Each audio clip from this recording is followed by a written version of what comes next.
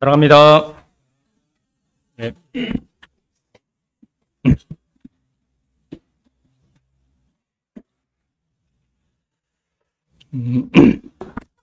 말씀 순서가 되면 가장 이렇게 주님 앞에 진실해지는 것 같습니다. 간절해지고. 평상시 때 엉망으로 살다가 말씀 주가 되면 어찌나 제 모습이 경건해지든지 주님 앞에 잘 보여야지 또 이렇게 설 수 있는 것 같습니다. 또 희한하게 말씀 순서가 되면 공장 일이 바빠져가지고 정신없이 이렇게 많은 시험에 들게 합니다.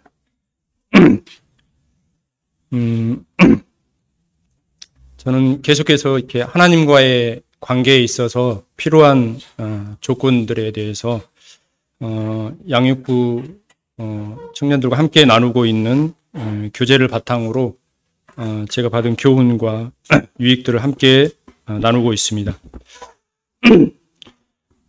질문하겠습니다. 만일 이 시간에 내가 원하는 사람과 누구든지 만나게 해준다면 여러분들은 누구를 만나고 싶습니까? 이해되셨나요? 만일 지금 이 시간에 누군가가 여러분들이 만나고 싶은 모든 누군가의 어떤 그 대상을 제가 만나게 해드리겠습니다라고 질문한다면, 그 부탁을 들어준다면 여러분들은 누구를 만나고 싶습니까?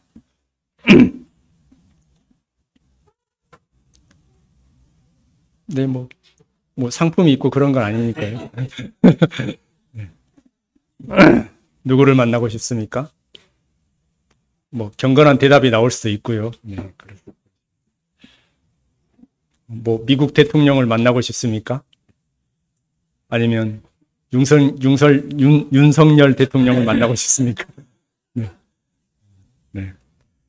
아니면 뭐 삼성그룹 회장님을 만나고 싶습니까? 뭐 말씀을 해보세요. 네. 이루어지지는 않습니다. 아시죠? 네. 아니면 뭐 강주 시장님을 만나고 싶습니까? 네. 네. 감사합니다.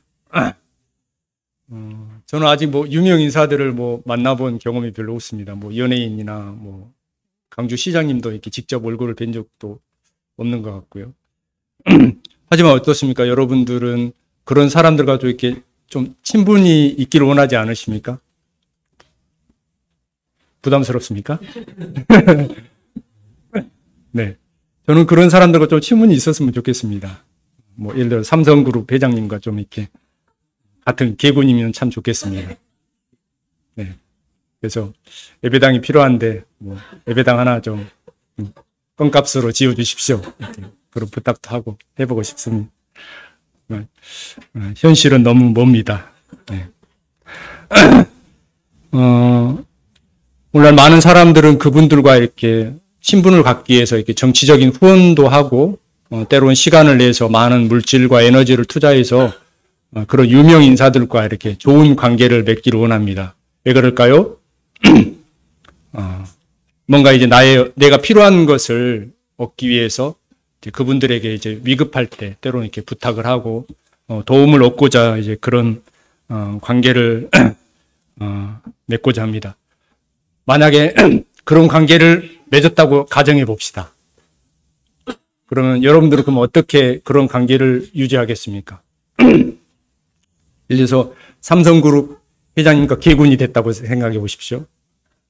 여러분들 그런 사람, 그분들과 어떻게 관계를 계속 유지하기를 원하십니까? 유지하겠습니까? 자, 식사 자리가 있으면 같이 식사도 하시고, 삼성그룹 그 회장님이 뭘 좋아하시는지, 그분의 취향이 무엇인지, 무슨 음식을 좋아하는지, 우리는 잘 이렇게 알아보고 살피고 했다가, 또 이렇게 그분이 좋아하는 어떤 선물을 드리기도 하고, 그러면서 이 관계를 계속 이렇게 유지할 거라고 생각합니다. 그러시죠? 네, 그렇죠. 네. 그런데 말입니다. 오늘 제가 유명하신 아주 높으신 왕 회장님을 여러분들에게 소개할까 합니다. 어떻게 모실까요? 네. 누구시겠습니까? 네, 하나님이십니다. 여러분들은 하나님과 올바른 관계를 위해서 어떻게 하고 계십니까? 신앙생활에 있어서 가장 우선순위가 무엇일까요? 우리가 지금 신앙생활을 하고 있잖아요. 신앙생활에서 가장 우선순위가 무엇일까요? 거룩. 네. 네, 거룩. 또 뭐가 있을까요? 헌신? 네, 헌신. 충성도 있을 것이고. 네, 또 사랑도 있을 것이고. 또 뭐가 있을까요? 네. 좋은 말을 다 이렇게 많이 해주시면 됩니다. 다 필요하죠. 네. 하지만 저는 개인적으로 신앙생활에서 가장 우선순위는 하나님과의 관계가 가장 먼저라고 생각합니다. 우리가 이렇게 교회 안에서 아니면 이렇게 많은 봉사와 헌신과 많은 또 이렇게 물질로서 이렇게 헌신하시도 하시고 여러 가지 일들을 할 수 있습니다. 뭐 주일학교 일도 하시고 교회학교 일도 하시고 뭐 집사 일들을 감당하기도 하시고 때로는 이렇게 목회 일들을 감당하시고 하는 여러 일들을 우리가 할 수 있습니다. 하지만 우리에게 있어서 그 모든 일들보다 가장 우선순위, 가장 먼저가 돼야 될 것은 저는 개인적으로 하나님과의 관계라고 생각합니다. 이것이 제대로 되지 않으면 아무리 그가 하나님 앞에 훌륭한 일들을 하고 많은 봉사와 헌신을 한다 할지라도 결국은 그것이 나의 일이 자칫 될 수도 있습니다. 제 경험으로 그렇습니다. 그래서 저희들이 하나님과의 올바른 관계를 위해서 첫 번째 저희들이 하나님 앞에 우리가 겸손해야 된다라고 생각해 배웠었고 두 번째 뭘 배웠을까요? 들었을까요? 하나님 앞에 정직해야 된다고 들었습니다. 그렇죠? 그래서 이제 겸손과 정직을 통해서 어쩌면 이렇게 은혜와 부흥의 씨가 잘 자라는 마치 좋은 땅을 우리는 만들 수 있습니다. 그러면 겸손과 정직을 통해서 우리가 하나님 앞에 뭘 우리는 알 수 있을까요? 뭘 배울 수 있을까요? 우리가 하나님 앞에 겸손하고 정직하게 나아갔어요. 그러면 우리가 뭘 발견할 수 있을까요? 진짜 나를 발견할 수 있습니다. 그렇죠? 네. 우리가 하나님 앞에 겸손하고 정직한 모습으로 그분 앞에 나갔을 때 그분의 거룩 앞에, 그분의 말씀 앞에 나갔을 때 우리는 하나님 앞에 진짜 나의 모습을 발견하게 됩니다. 네, 봐줄만 하신가요? 네, 여러분들. 하나님의 말씀의 거울 앞에 서 보셨나요? 그리고 그 말씀의 거울 앞에 비친 나의 모습을, 진짜 나의 모습을 보셨나요? 봐보신 적 있나요? 어떻게 봐줄만 하나요? 잘생기셨나요? 아니면 엉망인가요? 네, 뭐 마음속으로 대답하십시오. 네, 저는 개인적으로 봐줄만 하지 않습니다. 네, 온갖 죄악들이 덕지덕지 붙어 있고 교만과 묵은 찌든때 같은 죄악들이 부끄러워서 어쩌면 지금 이 순간도 제 마음이 여러분들에게 보이지 않기 때문에 제가 이 자리에 서지 않은가 생각합니다. 만약에 여러분들의 시선이 제 마음을 볼 수 있다면 제가 어떻게 여기 서겠습니까? 하나님께서 다행히 마음을 볼 수 없게 돼서 그렇게 만드셔서 제가 이렇게 또 이렇게 강단에 서는 것 같습니다. 우리의 진짜 모습을 하나님께서 내가 비춰봤을 때 이제 우리는 어떤 모습으로 그분 앞에 서야 될까요? 우리는 하나님 앞에 그때 진실한 회개가 되는 것입니다. 그렇죠? 나의 모습을, 진짜 나의 모습을 발견할 때, 나라는 사람이 이런 사람이구나, 이런 죄인이었구나, 이런 죄인이구나, 라고 생각했을 때, 우리는 그때부터 하나님께서 원하시는 그분의 관계를 통해서 하나님께서 요구 조건이신 회개를 우리가 할 수가 있습니다.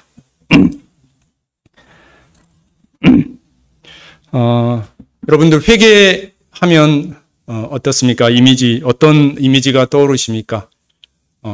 뼛속까지 회개, 완전한 회개. 네. 어떻습니까? 마음이 여전히 그런 트라우마에 사로잡혀 있습니까? 괜찮으시나요? 네, 괜찮으시나요? 다행입니다. 회개라는 단어는 결코 잘못된 단어가 아닙니다. 성경에 명확하게 나와 있고요.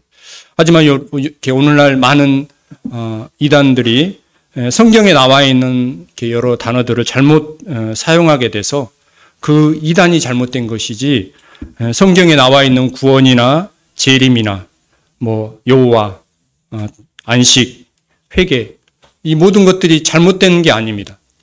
단지 그들이 이런 단어를 통해서 그들이 잘못 사용했기 때문에 마치 이 단어가 무슨 문제인 것처럼 우리에게 받아들여질 수 있는데 이런 단어들이 결코 잘못된 게 아니죠. 그들이 잘못된 거죠. 이 하나님 앞에 이 말씀을 잘못 사용한 그들이 잘못된 것입니다. 회개도 동일합니다. 우리가 하나님 앞에서 사람이 하나님 앞에서 회개하는 모습으로 나아가는 것은 극히 성경적입니다. 잘못된 게 아니죠. 그래서 오늘 회개에 대해서 한번 성경에 나와 있는 말씀과 회개에 대해서 정의를 살펴보고 회개의 역할을 살펴보고 회개하는 자가 어떠한 모습 가운데 있는지 잠깐 이렇게 제가 준비한 대로 함께 교제를 나누도록 하겠습니다. 성경에서 이렇게 회개란 어떤 뜻일까요? 혹시 회개하면 뭐라고 생각하십니까? 회개는 하나님을 떠나 있는 영혼이 예수 그리스도로 말미암아 하나님께 원래의 자리로 돌아가는 것이 회개입니다. 이해되셨나요? 자, 우리는 이렇게 하나님 앞에 죄로 말미암아 하나님을 떠난 사람이었습니다. 그렇죠? 그리고 원래 주인이신 하나님을 떠나서 내가 스스로 내가 주인인 것처럼 지금까지 살아왔습니다. 그렇죠? 내 마음대로 나를 위해서 오직 나를 위해서 좋은 화장품과 좋은 옷과 좋은 음식과 이런 것들을 하고 오직 나를 위해서 우리는 살았습니다. 이것은 꼭 죄의 결과이고 열매입니다. 선악을 알게 하는 과실을 먹음으로 내가 스스로 하나님 되고자 했습니다. 그래서 사람들이 죄를 짓는 겁니다. 나의 유익을 위해서. 다른 사람이 어떻든 상관없이 나의 유익을 위해서 내 좋을 대로 살아가는 것이죠. 이게 하나님 앞에 죄악인 것입니다. 그런데 어느 날 우리가 하나님의 말씀 앞에 내가 섰어요. 복음을 통해서 이렇게 말씀을 들었든지 어떤 여러 가지 모습을 통해서 시간들을 통해서 우리가 하나님 앞에 어느 날 부딪히게 됐습니다. 그리고 그분의 거룩 앞에 우리가 서게 됐습니다. 그리고 난 다음에 나의 처지를, 나의 모습을 발견하게 됐습니다. 그리고 이 죄의 결과로 우리는 영원한 형벌 가운데, 하나님의 심판 가운데 갈 수밖에 없는 진짜 나를 보게 됐습니다. 그랬을 때 우리는 어떻게 했습니까? 어떻게 했습니까? 뉴턴 했잖아요, 뉴턴. 돌아섰잖아요. 그 잘못된 삶을 버리고, 내가 스스로 주인 된 게 이게 하나님 앞에 반역의 죄였구나. 이게 죄악된 삶이었구나. 이 삶을 버리고 우리는 우리의 방향을 하나님께로 돌이켰습니다. 이게 성경에서 말하는 회개입니다.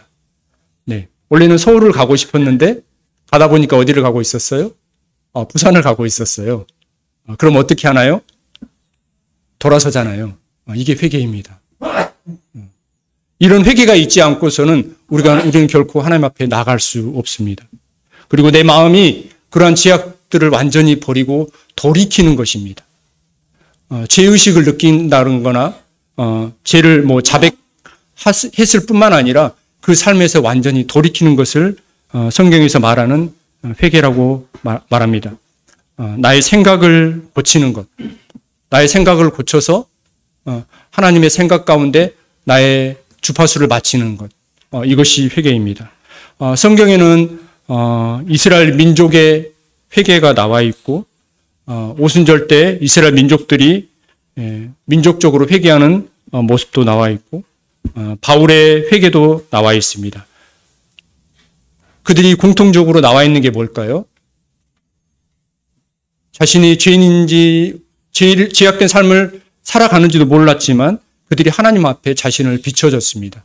하나님 앞에 자신을 비춰보니 자신의 참 모습을 알게 되었습니다. 그리고 그들이 뉘우치고 그들의 잘못을 고백하고 그들이 돌이켰을 때 그들에게 하나님의 회복이, 하나님의 부흥이 임했던 우리는 성경을 통해서 우리는 볼 수 있습니다. 다 같이 시편 51편 한번 볼까요?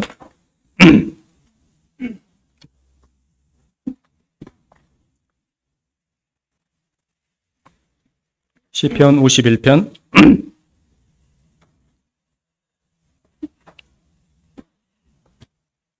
1절부터 6절까지 읽겠습니다. 한 절씩 형제님들부터 이렇게 돌아가면서 형제님 자매님 이렇게 한 절씩 돌아가면서 읽도록 하겠습니다. 이 시편 51편은 거기 제목에 나와 있는 것처럼 다윗 왕이 밧세바와 동침한 후에 그가 범죄한 후에 선지자 나단이 그에게 찾아왔을 때 돌이킬 것을 회개할 것을 요구했을 때 그가 그 자리에서 하나님 앞에 엎드리고 지었던 시라고 소개하고 있습니다. 자, 그러면 한번 1절부터 6절까지 한번 교독해서 읽어보도록 하겠습니다. 자, 먼저 형제님들부터 시작. 하나님이여 주의 일을 따라 주의 일들을 이으시며 주의 많은 긍휼을 따라 주의 죄악을 지워주소서. 나의 죄악을 밝게 해주시며 나의 죄를 깨끗이 하옵소서. 물은 나는 내 죄가를 아오니 내 죄가 내 앞에 있사이다. 내가 주에만 범죄하여 주의 말씀하실 때에 그것이 같고 주의 말씀하실 때에 나같이 하리이다. 내가 죄악에서 주체할지요 어머니가 대중에서 나를 인하였나이다.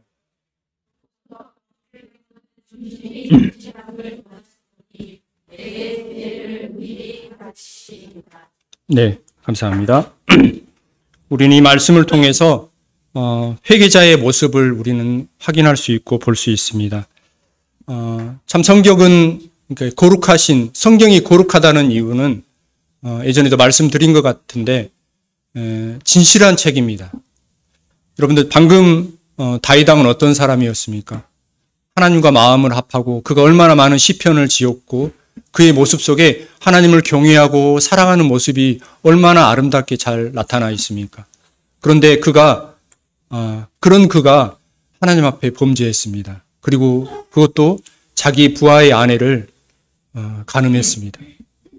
그것도 모자라서 그 죄를 숨기고 덮기 위해서 자기 부하를 죽이는 이런 살인죄까지 그가 범했습니다. 그 다윗 왕이. 어쩌면 이건 가리고 싶고 숨기고 싶은 일이잖아요. 하지만 성경은 그렇게 허락하지 않았습니다. 다윗 왕이 그 부끄러운 모습을 그대로 다 기록해 놓았습니다. 그래서 성경이 거룩한 것입니다. 성경 안에는 모든 내용들은 진실하고 이처럼 정직하고 숨김없이 기록되었기 때문에 우리는 성경을 거룩하다 이야기하고 있습니다. 방금 읽으신 내용 중에는 그가 이제 그런 부끄러운 중에 있으면서도 그가 끝까지 죄를 숨길 수 있을 것이라고 생각했습니다. 진짜 자신을 바라보지 못한 것이죠.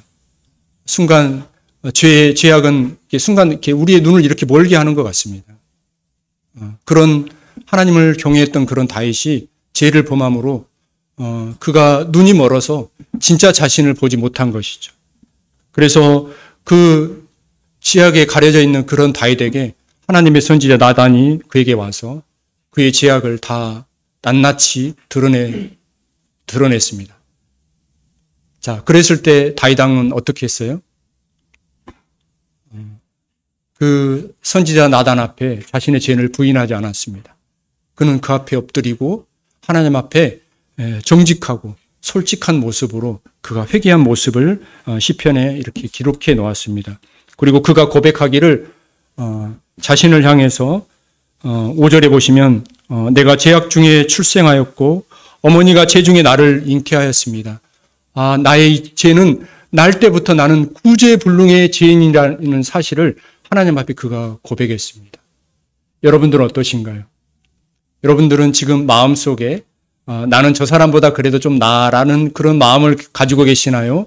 아니면 여러분들의 마음속에 나는 정말 하나님 앞에 구제불능의 죄인이구나. 도저히 봐줄 수 없는 하나님의 심판을 받아 마땅한 그런 죄인이구나. 그런 마음으로 여러분 하나님 앞에 있습니까? 우리들의 마음이 이런 다윗과 같은 나를 죄를 드러내 주신 하나님의 말씀 앞에 이런 겸손함이, 이런 진실함이 우리에게 있어야 될 것이라고 생각합니다. 그랬을 때 그가 하나님 앞에 긍휼을 입습니다. 그리고 그가 고백하기를 하나님 앞에 자신의 죄를 회개했을 때 하나님이 그 죄를 용서하시고 깨끗하게 하시는 그런 일들을 보게 됩니다. 시편 119편 59절에 보면 내가 내 행위를 생각하고 주의 증거로 내 발을 돌이켜 싸우며, 이 말씀과 같이 회개는 하나님께서 나의 죄를 드러냈을 때 내 발을 돌이키는 것이라고 성경은 또 말씀하고 있고, 죄를 자백하고 깨달았을 뿐만 아니라 그 길에서 완전히 돌이키는 것을 회개라고 성경은 계속해서 이야기하고 있습니다. 이스라엘 역사를 통해서 우리는 지난번에 교회사를 통해서 알 수 있듯이 성경의 수많은 내용들이 어떤 내용인 것 같습니까? 여러분들 성경의 수많은 내용들이 어떤 내용인 것 같습니까? 공통적으로 나타난 것은 사람들은 죄를 짓고 타락합니다. 그렇죠? 그러면 하나님 어떻게 하셔요? 그들을 징계하십니다. 왜 징계하셔요? 미워서요? 조주하기 원하셔서요? 네. 그들의 죄악에서 돌이키기를 원하셔서 그들이 살 길을 찾기 위해서 그들을 징계하십니다. 그리고 그 징계를 통해서 내가 하나님 앞에 이렇게 범죄하였구나, 이 사실을 그들이 깨닫게 됩니다. 그리고 그 죄에서 그들이 돌이킵니다. 그럼 하나님께서 어떻게 하셔요? 그냥 다리 몽둥이를 부러뜨리고 싶은데 그렇게 하지 않습니다. 그들이 회개할 때 하나님은 하나님의 은혜로 그들을 회복시키십니다. 그리고 그들을 또 다시 부흥시키십니다. 또 부흥시키면 또 어떤 일이 벌어지죠? 또 타락합니다. 네, 먹고 살만하면 느슨해져서 또 타락합니다. 그럼 하나님이 또 징계하십니다. 징계를 통해서 또 어떻게 하셔요? 죄를 깨닫게 하십니다. 죄를 깨달으면 어떻게 하셔요? 회개합니다. 회개하면 또 하나님께서 은혜를 베푸십니다. 그리고 그들을 회복시키십니다. 성경의 역사도 그렇고 우리가 들었던 지난 교회사의 역사도 그렇습니다. 하나님께서 시대마다 하나님을 경외하는 사람들을 부르시고 그들에게 복음을 전하게 하시고 죄악 가운데 있는 사람들에게 이 복음을 전파하게 하셨어요. 그리고 그 죄악 가운데 있는 사람들이 회개하고 복음을 통해서 생명을 얻는 이것이 오늘날 인류의 역사인 것 같습니다. 그래서 회복과 부흥을 경험하기를 원하는 성도들은 회개가 선택이 아니고 뭘까요? 네, 필수 조건입니다. 네. 말라기서 3장 7절에 보시면 하나님께서 내게로 돌아오라, 그리하면 나도 너희에게로 돌아가리라고 하나님 말씀하셨습니다. 하나님의 뜻은 하나님을 떠난 사람들이 하나님께로 돌아오기를 원하십니다. 그 죄악으로 말미암아 멸망하는 것은 하나님의 뜻이 결코 아닙니다. 하나님의 뜻은 죄악 가운데 있는 사람들이 그들의 길을 돌이키고 하나님께로 돌아오기를 원하십니다. 그래서 오늘날까지 하나님은 참고 기다리고 계시는 것입니다. 세례 요한도 마찬가지고 우리 주님도 공생애가 시작할 때 가장 첫 번째 복음의 말씀이 무엇이었을까요? 첫 번째 복음에 전파하는 말씀이 어떤 말씀이었을까요? 회개하라, 천국이 가까웠느니라 라고 선포하셨습니다. 이처럼 성경에서는 회개를 아주 큰 비중 있게 다루고 있습니다. 주님도 마찬가지고 예수님도 마찬가지였고 회개하라, 사람들에게 천국이 가까웠다.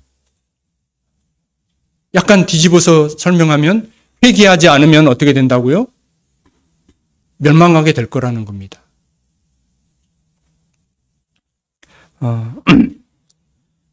그리고 말씀은 또 오늘날 구원받지 않는 사람들에게 뿐만 아니라 교회 가운데에서도 회개를 촉구하고 계십니다. 계시록의 말씀을 통해서도 하나님께서는 계속 교회를 향해서 회개할 것을 촉구하고 계십니다. 성도들은 우리가 이렇게 새 성품을 받았지만 여전히 우리는 성도들은 아시는 것처럼 경험해 보신 것처럼 죄의 유혹 앞에 때로 굴복해서 넘어지기도 하고 실족하기도 합니다. 우리는 그럴 때 어떻게 해야 될까요? 그 죄를 숨겨야 할까요? 덮어야 할까요? 우리는 연약함으로 우리는 죄를 지을 수 있습니다.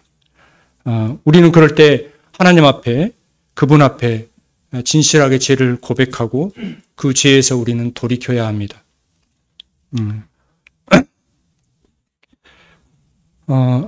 로마서 12장 1절 한번 봐보실까요?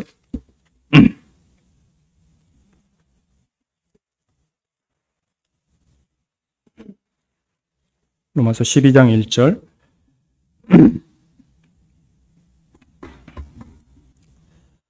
같이 한번 읽어보도록 하겠습니다. 12장 1절 2절입니다. 시작.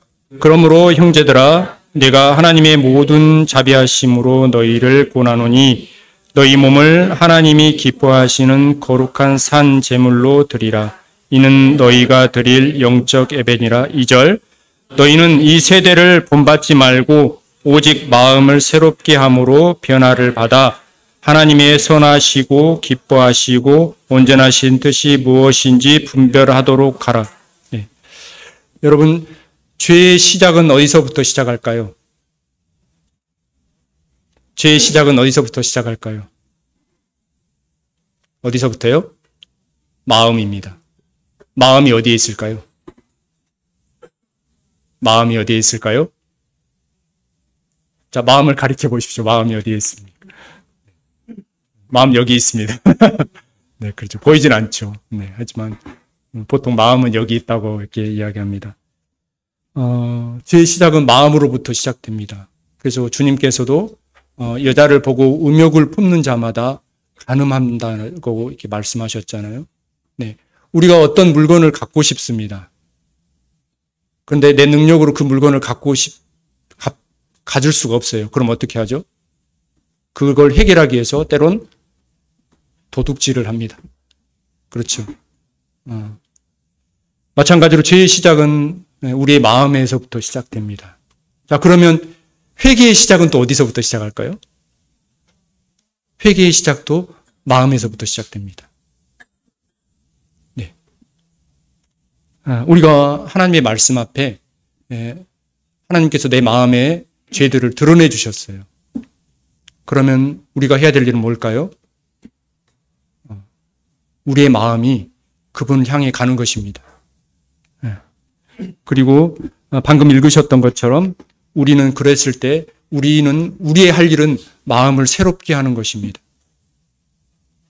그리고 그 죄를 인정하고 달아나고 성령님의 음성에 반응해서 행동의 변화를 나타내는 것입니다. 우리의 마음을 그 말씀으로 마음을 새롭게 했을 때, 자, 변화는 누가 시키는 걸까요? 내가 시키는 걸까요, 변화는? 우리 할 일은 하나님의 말씀으로 인해서 내 마음을 새롭게 하는 것입니다. 그리고 그 후에 변화시키는 것은 하나님의 몫입니다. 네. 물론 회개의 열매가 행동으로 이렇게 나타나는 것은 사람마다 다를 수 있습니다. 또 여러 변수들이 있고요. 시간들이 사람마다 바로 나타날 수도 있고 아니면 늦게 행동으로 나타나는 사람들이 있습니다. 우리가 그것을 보고 우리는 판단해서나 해서는 안 될 것입니다. 사람마다 다 환경이나 마음의 자세나 이런 것이 다르기 때문에 하지만 진정한 회개는 행동으로 열매로 나타난다는 것입니다. 여러분들 구원은 행위로 받습니까? 믿음으로 받습니까? 행위로 받습니까? 네, 믿음으로 받습니다. 그러면 그 믿음은 어떻게 할 수 있을까요? 행위를 통해서 알 수 있습니다. 우리가 믿는 자는 어찌든지 그리스도를 내 마음에 영접한 사람은 그 모습이 어떻게 되죠? 급하게 변하는 사람도 있고 천천히 변하는 사람도 있지만 사람마다 다르지만 우리가 예수님을 영접했고 예수님을 믿음으로 내 마음에 어떤 일이 일어났었죠? 어떤 일이 일어나죠? 그 행동에 변화가 나타납니다. 우리는 죄를 멀리하게 되고 주님의 말씀에 순종하기를 원하고 하나님의 말씀을 사랑하기를 원하고 하나님의 말씀을 읽고 싶고 성도들과 함께하기를 원하고 그리고 하늘의 소망을 품고 이런 변화들이 내 마음에서 순식간에 일어나진 않지만 하나하나 이렇게 내 마음 가운데 일어나는 걸 우리는 경험했을 것입니다. 저도 욕을 굉장히 잘했습니다. 저 바닷가 출신이거든요. 네. 바닷가 사람들은 굉장히 입이 거칩니다. 지금도 입이 거칠지만 그냥 쉽게 이렇게 일상이 이렇게 있죠. 그렇죠. 네. 그런데 참 신기한 게 구원받고 어느 순간 내 입에서 그 거칠었던 욕들이 하나하나 사라지는 걸 경험했습니다.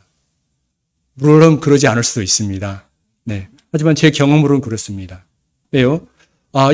내가 하는 욕이 하나님을 기쁘시게 하는 게 아니구나.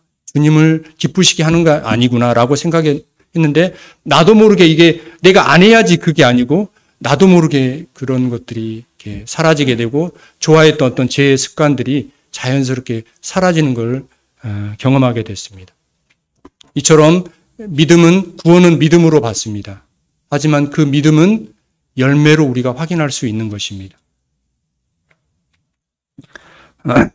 여러분들 회개하십시오. 이 말을 들으면 어떻습니까? 기분 좋습니까? 별로 유쾌하진 않죠. 그렇죠. 왜요? 왜 유쾌하지 않을까요? 회개한다는 것은 나의 자아를 죽이는 것입니다. 나의 자존심을 버리고 하나님 앞에 나를 온전히 드러내고 나의 부끄러운 모습을 온전히 드러내고 그분 앞에 나가는 것입니다. 결코 회개한다는 건 참 쉬운 일이 아닌 것 같습니다. 그리고 또 과거에 아까 다윗 왕도 그렇지만 선지자가 그에게 왔을 때 당신이 이런 죄를 지었죠? 라고 경고했을 때 다윗의 마음이 유쾌했을까요? 그러진 않았을 것입니다. 이처럼 하나님께서 우리의 양심을 통해 죄를 늘 깨닫게 하십니다. 그리고 하나님의 말씀을 통해서 시시때때로 우리에게 때론 꾸짖기도 하고 경고하십니다. 이런 경고 앞에 여러분들 어떻게 반응하겠습니까? 왜 하나님께서 이처럼 오늘날 많은 사람들에게 교회를 향해서 회개하라고 촉구하는 것일까요? 왜 그럴까요? 왜 사람들에게 하나님께서 회개하라고 경고하실까요? 누구를 위해서? 누구를 위해서? 따라서 해보십시오. 나를 위해서. 예, 나를 위해서 그러시는 것이죠. 그분께서 죄를 드러내시고 회개를 촉구하시는 것은 그분의 위대한 사랑과 자비의 증거입니다. 죄는 우리의 삶을 파괴합니다. 그렇죠? 아담과 하와의 그 행복한 그 가정을 죄가 파괴했잖아요. 그리고 아담이 마땅히 아내를 사랑해야 되는데 저 여자 때문에 내가 죄를 지었어요. 그렇게 했잖아요. 오늘도 마찬가지잖아요. 가정 안에서. 네. 많은 문제 앞에서 어떻게 하죠? 네. 당신 때문이야 라고 그러잖아요. 네. 네.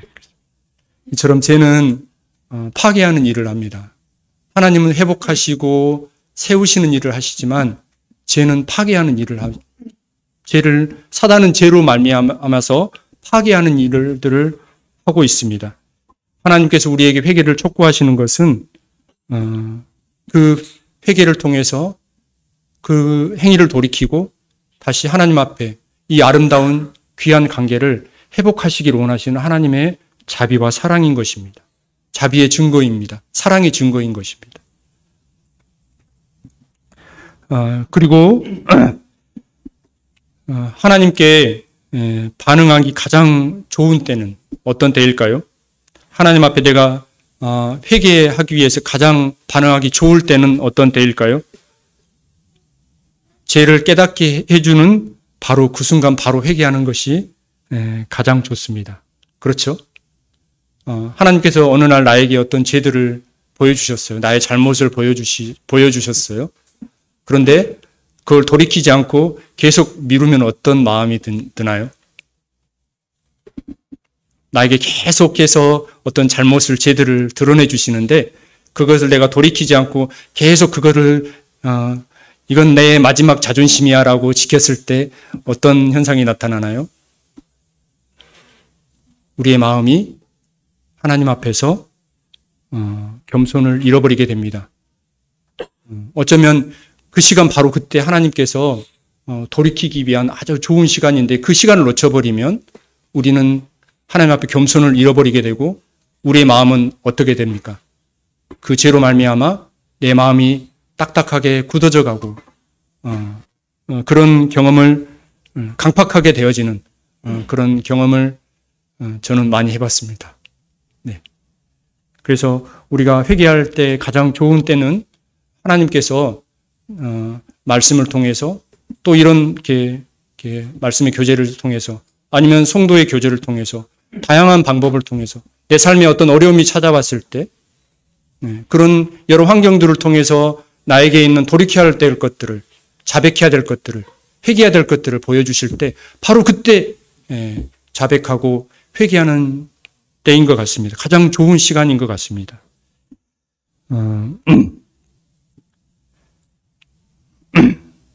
하나님은 그분의 은혜로 이렇게 할 수 없는 것을 요구하지 않습니다. 그렇죠.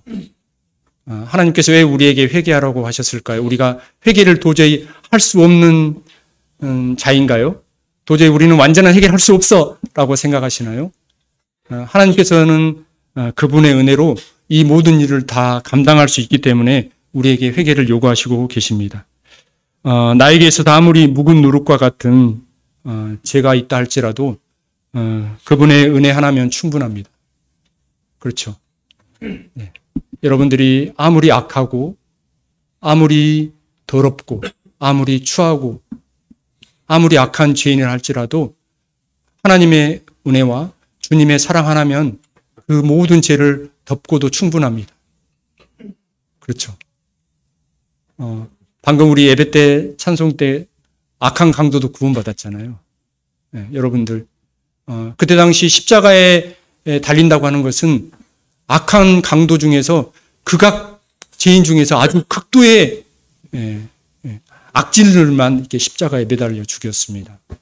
예수님 양옆에 매달린 강도는 평생 강도짓만 하다가 결국 십자가에 달린 겁니다.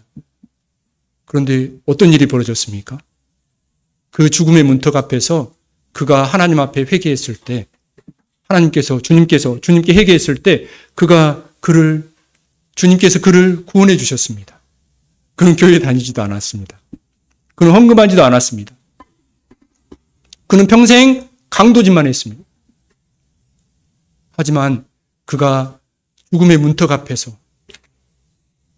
옆에 있는 예수 그리스도의 그 모습을 그가 보고 자신의 모습을 회개하고 그에게 당신의 나라에 임할 때 나를 기억하십시오라고 그가 부탁했을 때 주님께서 오늘 나와 함께 낙원에 있을 것이라고 주님께서 그를 구원해 주셨습니다. 여러분, 내 죄가 아무리 악하다 할지라도 하나님의 사랑과 하나님의 은혜와 주님의 사랑이면 충분합니다. 그래서 우리는 내가 어떤 처지에 있든지 어떤 상황에 있든지 과거에 내가 어떻게 행하였든지 우리가 주님의 사랑 앞에 나가면 그 사랑 하나면 우리의 모든 죄악은 그 모든 죄를 덮고도 남은 사랑인 것입니다.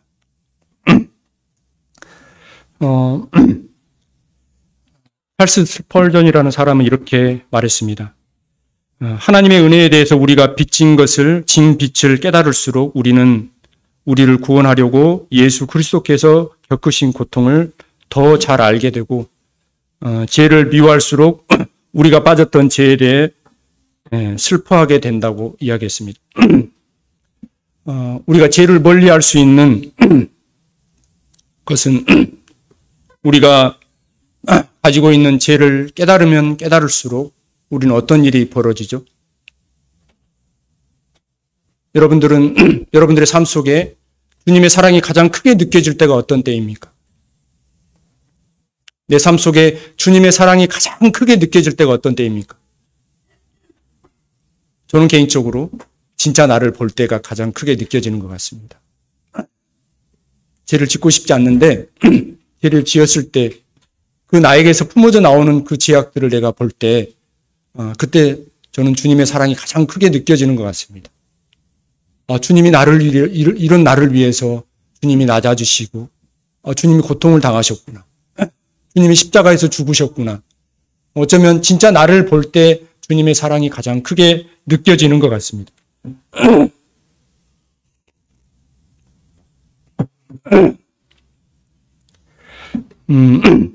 회개는 우리의 마음을 바르게 돌려놓습니다. 그리고 하나님과의 바른 관계를 회복하고 그런 삶을 통해서 우리가 다시 하나님 앞에 영광을 돌리며 그분의 뜻을 내 삶 속에서 드러내는 데 있습니다. 우리가 회개해야 될 목적이 여기에 있는 것 같습니다. 이것이 하나님께서 말씀하시는 개인적인 부흥입니다. 질문하겠습니다. 질문 많죠? 이혼을 해야 될까요? 말아야 될까요? 여러분, 이혼을 해야 될까요? 말아야 될까요? 도저히 이 사람과 살 수 없어. 진짜 미치겠어, 진짜. 이혼을 해야 될까요? 말아야 될까요? 네. 마음속으로 대답하십시오. 네. 여러분, 그 대상이 죄라면 어떻게 하시겠습니까? 여러분, 죄와 계속 살겠습니까? 우리는 죄와 어떻게 해야 되죠? 이혼해야 됩니다. 우리는 죄와 이혼해야 됩니다. 내가 붙들고 있는 죄와 잠시 적당한 거리에서 떨어져 지내는 것이 아니고 완전히 죄와 우리는 확실하게 정리하고 이혼해야 됩니다.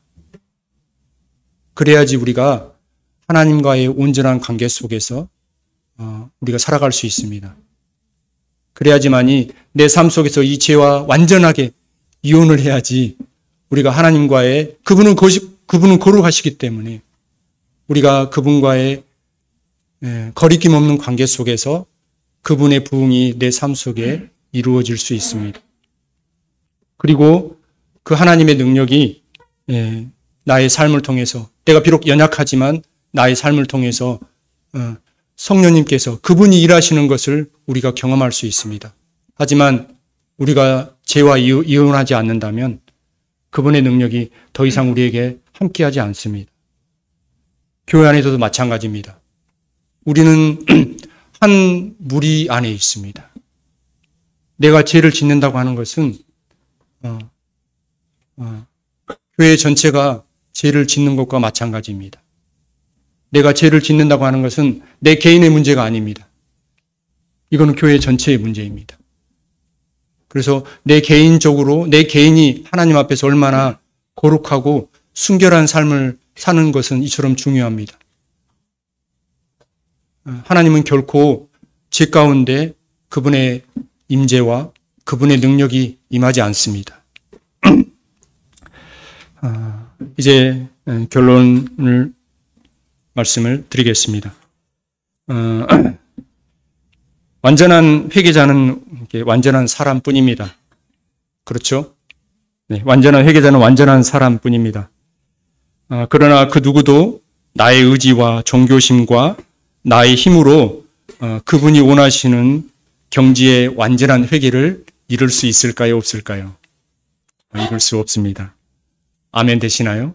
네. 아무리 우리의 힘으로, 우리의 종교심을 가지고, 나의 의지를 가지고 내가 결코 죄를 짓지 않고 완벽하게 살리라, 내 힘으로. 하지만 그런 결단과 의지는 그리 오래가지 않습니다. 경험해 보셨지만. 그렇죠? 하지만 이렇게 우리는 하나님의 은혜와 주님의 고난과 주님의 낮아지심 앞에 우리가 나갈 때 우리는 그분 앞에 우린 진실해질 수 있습니다. 그리고 내 안에 그분의 사랑과 그분의 사랑이 충만될 때 능히 이런 삶을 우리는 살 수 있습니다. 그렇죠? 여러분도 경험해 보셨잖아요. 주님의 사랑과 너무나 달콤한 그런 관계에 있을 때, 그분과의 관계가 달콤하고 친하게 있을 때 여러분들의 삶 속에 죄가 머뭇거립니까? 죄는 얼씬도 하지 않습니다. 그렇죠? 하지만 내가 하나님의 말씀과 멀어져 있고 주님과의 관계가 멀어져 있을 때 무엇이 나에게 찾아오나요? 여지없이 죄악이 나에게 찾아옵니다. 그리고 속삭입니다. 다시 살자고.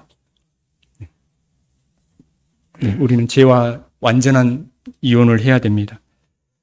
여러분들, 내 몸이 살아있다고 하는 것은 상처를 입지 않는 것이 아닙니다. 그렇죠? 우리 상처를 입잖아요. 하지만 내 몸이 살아있다고 하는 것은 그런 상처가 났을 때 어떤 현상이 일어나죠? 상처가 나면 이 몸이 자연적으로 치유가 되는 겁니다. 그렇죠? 그게 살아있는 사람이잖아요. 몸이 살아있다고 하는 것은 상처가 안 나는 것이 아니고, 나지 않는 것이 아니고 상처를 입어도 회복한다는 것입니다. 성도들도 마찬가지입니다. 성도들도 죄를 완전히 짓지 않는 것이 아닙니다. 옛날에 어떤 사람들이 그런 사람들 있죠. 이미 구원받으면 죄를 절대로 지을 수가 없다. 영지주의자들이 그렇잖아요. 이 죄를 짓는 것은 내 육신이다. 그래서 우리는 마음대로 죄를 지어도 괜찮다라고 이야기하는 사람들이 있습니다. 하지만 성도들은 죄를 짓지 않는 사람들이 아닙니다. 성도들도 죄를 지을 수가 있습니다. 죄 가운데 넘어질 수 있습니다. 하지만 성도들은 회개와 용서를 통해서 다시 일어나고 회복을 받는다는 것입니다. 이게 성도들에게 하나님께서 내려주신 은혜인 것입니다. 우리는 죄를 지을 수 있습니다. 하지만 하나님 원하시는 것은 그 자백을 통해서, 그 죄에 대한 자백을 통해서 돌이키고 다시 회복을 받기를 원하시는 것이 하나님의 뜻인 것입니다. 그 하나님의 은혜는 아까도 이야기했던 것처럼 내게 차고도 넘칩니다. 그 하나님의 은혜는 나를 다시 회복하시고 새롭게 하십니다. 하나님의 뜻은 내가 정죄의식 속에서, 과거의 죄 속에서 매어 주저앉아 있는 것을 하나님 원치 않으십니다. 그분 앞에 겸손하고 정직하게 나와서 나의 죄를 자백하고 돌이키고 버릴 때 우리에게 회복과 부흥이 나에게 찾아올 것입니다. 그리고 하나님의 능력이 우리에게 차고 넘칠 것입니다. 이것이 오늘 여기까지 오늘 제가 회개에 대해서 준비한 교제를 나누었습니다. 우리는 정말 은혜 아니면 살 수 없는 자인 것 같습니다. 기도하겠습니다.